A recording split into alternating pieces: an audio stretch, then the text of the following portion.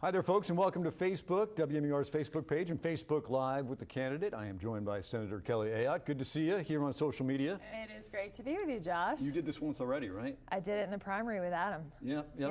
Are you on Facebook? Do you do the whole Twitter thing? Yep, absolutely. Instagram, Facebook, Twitter. What about your kids? Are they there yet? No, they're not doing it. They're not doing it yet. So I know. 12 and 9, we're trying to delay doing that. Have you identified an age yet? A lot of parents are. That's the conundrum. When do you start letting them on Facebook? Yeah, I know. We're going to try to wait as long as possible. I know. That's what I'm doing too. Just trying to get this thing going here. Yeah. And the questions will start coming in here. 5 weeks though, happening fast. Yeah, it is happening fast. Exactly. You ready for it to be over?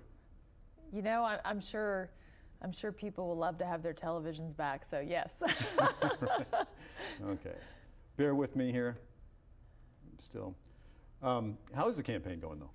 It's going fine. I love being out with New Hampshire voters and campaigning and just out shaking the hands, fairs, festivals, you name it. It's all happening in New Hampshire. So I love that. Never stops. And that's what the next 5 weeks are going to be about, getting out and talking to voters. It is. And here's our first question coming from Phil Walsh. And it's kind of a broad question, but what is the biggest difference between you and Governor Maggie Hassan?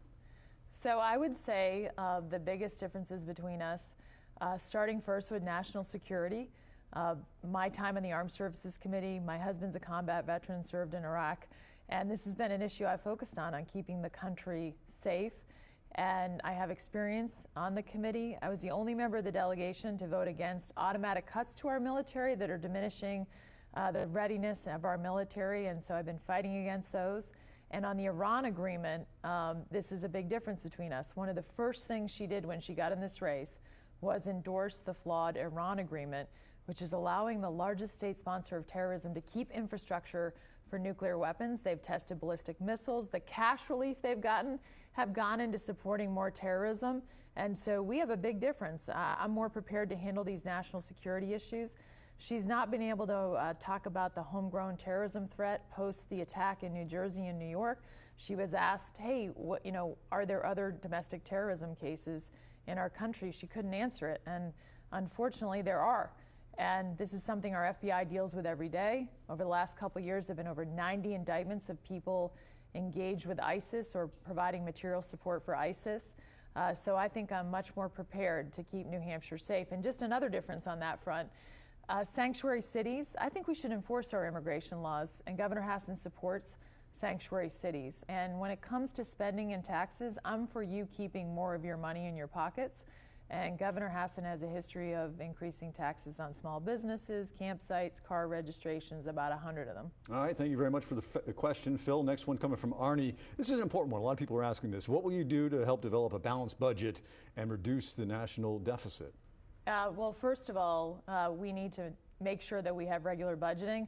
On the Budget Committee, I helped pass last year the first balanced budget in 14 years in the Senate. So every committee I serve on, I'm looking for ways to save money. So on the Armed Services Committee, we cut the Missile to Nowhere, which is a defense program that was never going to get a result for our troops. Actually cutting an agency, bipartisan legislation. There's these agencies in Washington, one, just to get reports that you can just already get online. So our bill is called Just Google It. Eliminating duplicative programs. So we've got these audit reports, they sit on the shelf every year. So I have bipartisan legislation that will force not only the president but the Congress to vote on all the duplication, waste, and fraud that come out in these reports. So I'm always looking for ways to get our fiscal house in order, and I think that's a really important issue in this race, because if you look at Governor Hassan's philosophy and even the spending increases she's proposed as governor, as majority leader in the Senate, I'm always going to ask, do we need, how much does it cost? Should the federal government be doing it? What's it going to do to our debt? And I don't think she's going to ask those questions. Well, debt load is getting heavier, and a lot of people are talking about it. Next question coming from David. Thanks for that question, Arnie. David wants to know, are you for privatizing Social Security? No, I'm not. I don't support privatizing Social Security. I am for making sure that we strengthen and preserve Social Security, because right now independent trustees have looked at it, and Social Security in 2034, we could face a 21% or more cut. to the benefits of Social Security if we don't act together to preserve it. And this is one where, you know, Ronald Reagan and Tip O'Neill, good example of what we need to do. They got together, they came up with a bipartisan agreement, and they preserved Social Security for decades. We need to do that again. But I don't think privatizing it is the way to go. Preserving it is the way to go. Entitlement reform is a big issue in this race as well. Next question comes from Jason. This is an interesting one. What do you think the right mix of clean energy to fossil fuel is for New Hampshire and nationally? Well, I think, first of all, we need to protect New Hampshire's environment. And this is an area where I've crossed party lines going back to my time as Attorney General. I actually was involved in suing the Bush administration when I thought the regulations that were being proposed were going to make New Hampshire the tailpipe for the Midwest power plants. And in the Senate, I've done the same to preserve our land and water under the Land and Water Conservation Fund, supporting the Clean Power Plan on climate, mercury regulations, cross-air pollution regulations. And so I think we got to strike a balance. We need to continue to invest in research to develop the best technology for our natural resources and fossil fuels, so that we are developing that technology to make those cleaner, you know, whether it's on emissions and how we, you know, extract those fossil fuels, and then also continue to invest in research on clean energy. For example, solar. If we could figure out how to store solar energy more, it would be much more viable in terms of renewables. So what the exact balance has to be the one that protects New Hampshire's environment and also allows our economy to be strong. Too often the discussion is one or the other, and I'm always looking for what's the common sense way for us to protect our environment with a combination of fossil fuels, renewable, all the above. My overall philosophy, all the above, using the best technology we can to protect our environment. Related question, someone's asking, what's your position when it comes to the Paris Climate Agreement? Well, I actually, you know, I think it was positive in terms of people, the countries of the world coming together to address how globally we're going to address climate change, because here's where we are. You know, we're taking steps in New Hampshire, we're taking steps nationally on the Clean Power Plan, but we also know countries like China, India, other countries in the world are continuing to contribute a substantial amount of emissions and have a big impact on the climate. So we can look at what we're doing, but if we don't engage other countries and getting them to change their behavior as well, we're not going to protect the overall environment. And so those international discussions are critical to getting other countries to step up to the plate. What are your feelings on the USDA's added regulations under the House Protection Act? That's coming from Selena. The USDA... That's the question. I want to make sure I know what it is, so let me... All right, you know what, we'll try to come back to that. Maybe we'll figure out how to get into the debate. House protection or horse protection? House protection is what House it says. protection. All right, we'll move on. Sorry. I'd have to look at it, what it is, and look at the... All right, you know this question was coming. Bob wants to know, why won't you support your party's nominee? Obviously talking about Donald Trump. You said you'll support him, not endorse him. Where are you with this? Where I am is I'm going to be voting for him, but I have had some disagreements with him, and I've been quite clear on that. So I have not endorsed him. But I think if you look at where we are in this election, I think we need fundamental change. We need to go in a new direction for the country. With Secretary Clinton, I see us going in the same direction, especially on some of the policies that I've been concerned about on national security, whether it's the Iran deal, other matters, and so I will be voting for him. But I will call him like I see him. And when I disagree with him, I'm going to be clear. And when I disagree with the other side, I'm clear. And I'll be working with them when we can get good things done for the country. Okay, next question coming from Tom. It's been in the news a lot lately. What do you think of the recent national anthem protests by professional athletes? It's really started by Colin Kaepernick. No, absolutely. I think, first of all, our men and women who serve this country have fought and died for the right of Colin Kaepernick to not stand up during the national anthem. But I don't have to like it, I don't have to agree with it, and I don't agree with it. I believe we have a great country. We should be standing up, putting your hand over your heart when the national anthem plays. And that's not the right way to go about addressing concerns that you have.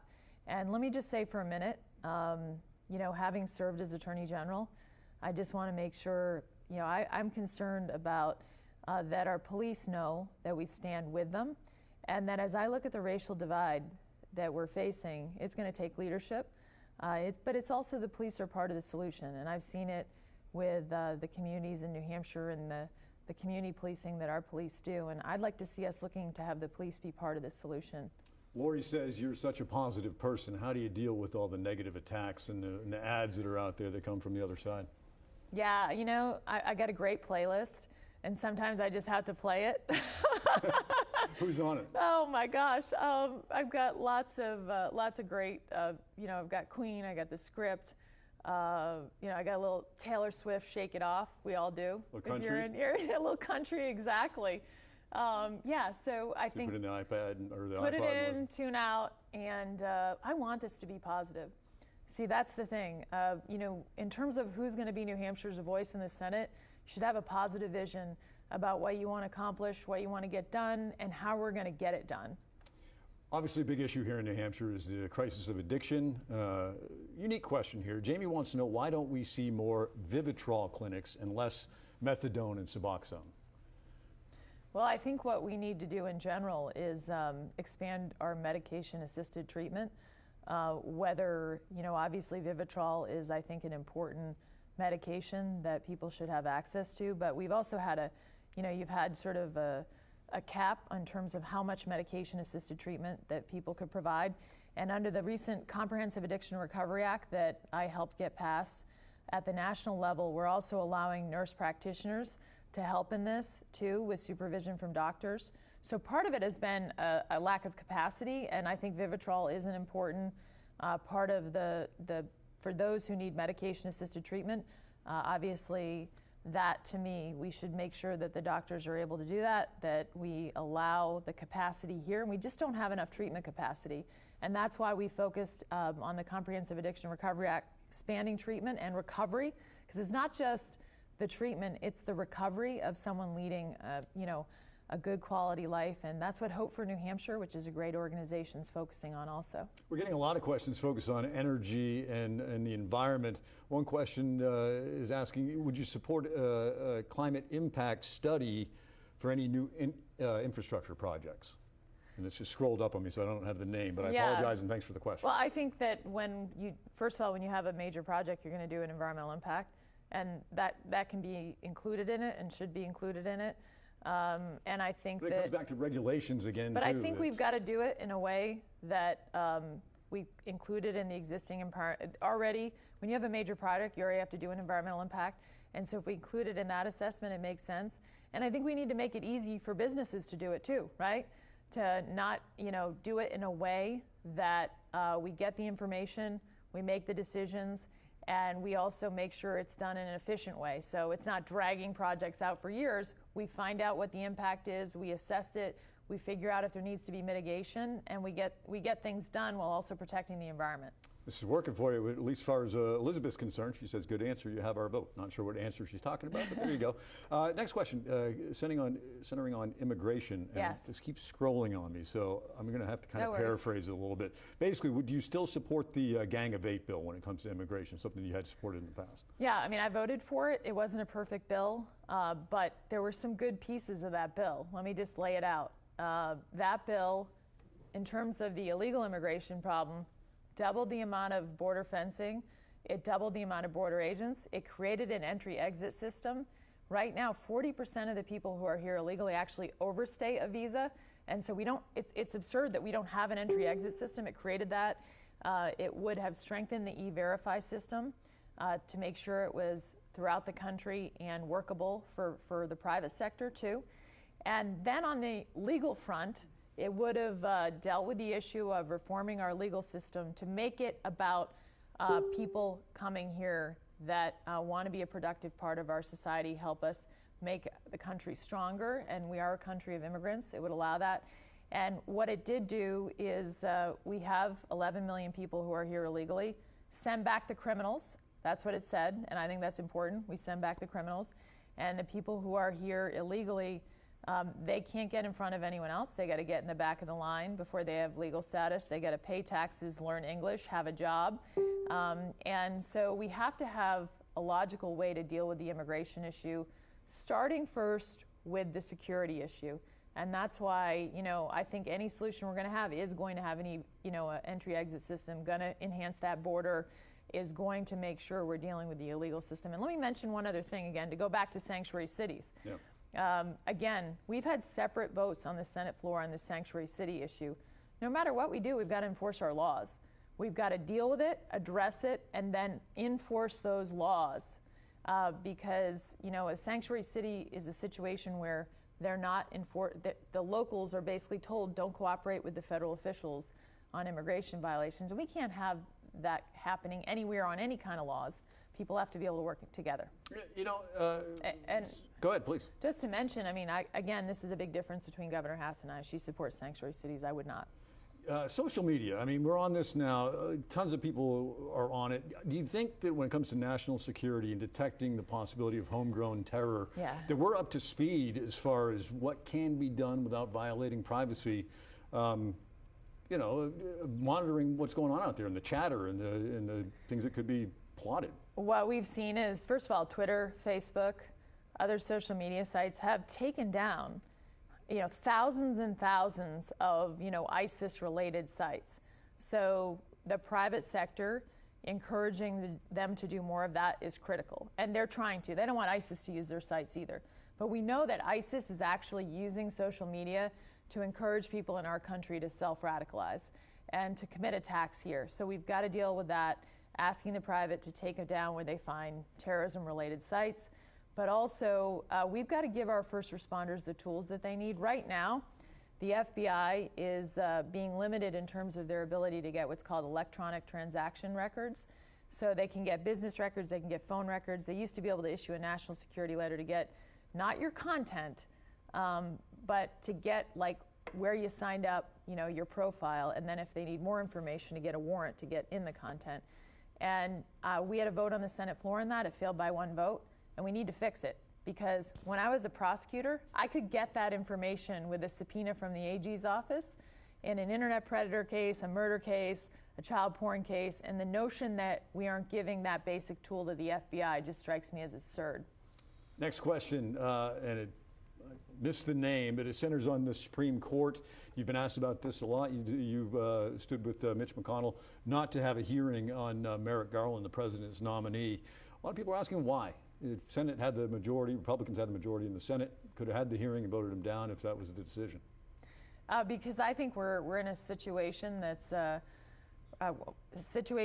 very important, and it's somewhat unique. You've got a 4-4 court. We lost a tremendous justice with Justice Scalia, and you've got divided government, and we know that next justice is going to shift the court in one way or the other, unfortunately. And so this is really important.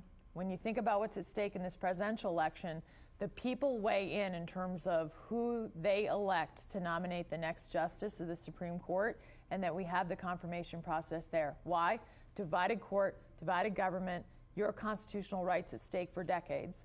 So that's why I thought that in this situation, it was really important that the people of this country weigh in. Next question is coming from, bear with me here, John, and it centers on veterans. Sure. And you're asked about this all the time, and this is something you talk a lot about, but people feel like veterans aren't getting the care that they need. John wants to know why. And John is right. I'm the wife of a combat veteran, and I got to tell you, our veterans are not getting the care that they earn defending our nation. And in part, it's because the bureaucracy. The VA makes it so hard on our veterans. Before I actually came to this Facebook meeting like this, my staff was on the call with the VA system on this VA choice program.